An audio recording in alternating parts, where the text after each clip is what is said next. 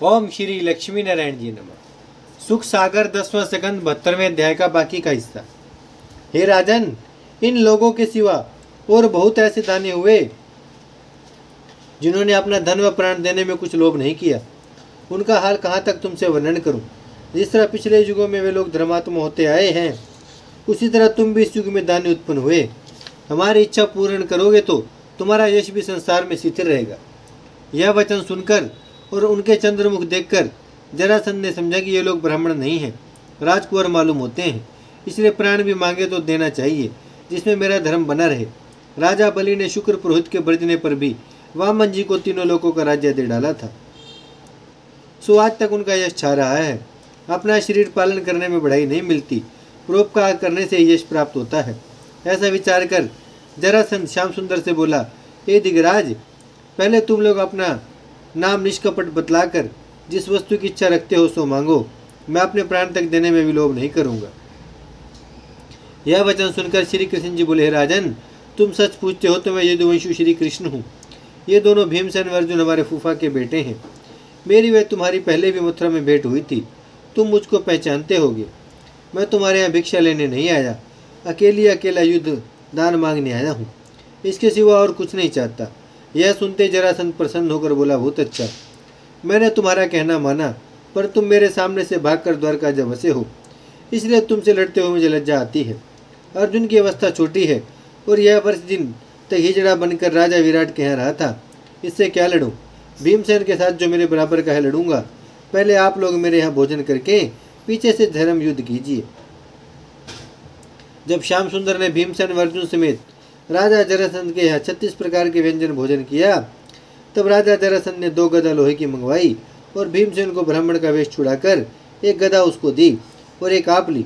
जब दोनों शूरवीर जो 10-10 हजार हाथी का बल रखते थे नगर के बाहर जाकर अखाड़े में खड़े हुए, तब जरासंध ने कहा, हे भीमसेन, तुम मेरे मकान पर ब्राह्मण रूप से आए थे, इसलिए पहले तुम गदा चलाओ। यह सुनकर भीमसेन बोला, हे राजन, अब धर्म युद्ध में ज्ञान चर्चा उचित नहीं है, जो चाहे सो गदा चलावे। जब ऐसा कहकर दोनों वीर गदा युद्ध करने लगे, तब एक दूसरे का वार गदा पर रोककर अपना अंग बचा लेता था। लड़ते समय भीमसेन का सास पवन के पुत्र होने से नहीं फूलता था, पर जरासंध गदा युद्ध उससे अच्छा जानता था और फुर्ती रखता था। जब इसी तरह युद्ध करते हुए संध्या हो गई और कोई नहीं हारा, तब दोनों वीर राज मंदिर पर चले आए और एक साथ भोजन करके सो रहे। प्रात समय फिर उठकर उसी तरह गदा युद्ध किया। जब लड़ते लड़ते दोनों गदा टूटकर चूर हो जाती थी, तब वह दूसरी गदा मंगाकर लड़ते थे। दिन में काज करे नहीं बिना युद्ध कछु और, रेनी समय मिल बैठ कर खान पान एक ठोर। जब इसी तरह लड़ते लड़ते सब गदा टूट गई, तब मल्ल युद्ध करने लगे। 26वें दिन जरासंध ने एक मुक्का भीमसेन की छाती में ऐसा मारा कि वह व्याकुल हो गया। तब उसने रात को श्री कृष्ण से विनय किया, महाराज, जरासंध बड़ा बलवान है, अब मैं उससे लड़ने की सामर्थ्य नहीं रखता, कल भाग जाऊंगा, मेरी लज्जा तुम्हारे हाथ है। यह वचन सुनकर जैसे द्वारकानाथ ने अपना हाथ भीमसेन की छाती पर फेर दिया, वैसे उसकी सब पीड़ा दूर हो गई और उसको छाती में लगा लिया। कुछ बल अपना देकर उससे कहा कि लड़ते समय तुम मेरा संकेत समझकर जरासंध को मार डालना। जब 27वें दिन फिर दोनों शूरवीर लड़ने लगे, तब दैत्य संगारण ने भीमसेन को एक तिनका दिखलाकर बीच में से चीर डाला। पवनसुत ने उसका भेद समझकर श्याम सुंदर के बल देने से जरासंध को उठाकर पटक दिया और एक जंगा उसकी पैर से दबाकर दूसरी जंगा पकड़कर चीर डाला।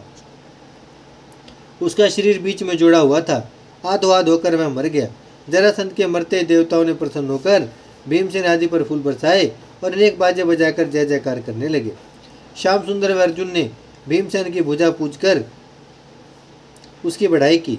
जरासंध या विधि हत्यो भीमसेन के हाथ, सब लोगों को सुख दियो माखन प्रभु यदुनाथ। जब जरासंध के मरने का समाचार नगर में पहुंचा, तब उसकी रानी रोती पीटती हुई आकर श्याम सुंदर से बोली, महाराज, तुम धन्य हो जो ऐसा कर्म तुमने किया। जिसने तुमको सर्वस्व दिया उसका प्राण तुमने लिया। जो कोई अपना तन व धन तुम्हारे भेंट करता है, उसके साथ तुम ऐसी भलाई करते हो जैसी राजा बलि के साथ किया था। जब रानी ने अपने पति के लिए अति विलाप किया, तब श्याम सुंदर ने उसे धैर्य देकर विदा कर दिया।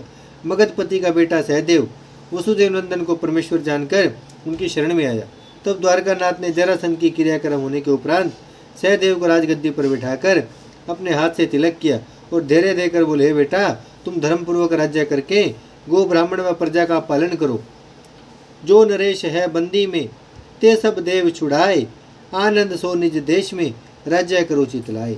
ओम श्री लक्ष्मी नारायण जी नमः। भजमन नारायण नारायण नारायण, श्रीमन नारायण नारायण नारायण, लक्ष्मी नारायण नारायण नारायण, सत्य नारायण नारायण नारायण, भजमन नारायण श्रीमन नारायण, लक्ष्मी नारायण सत्य नारायण।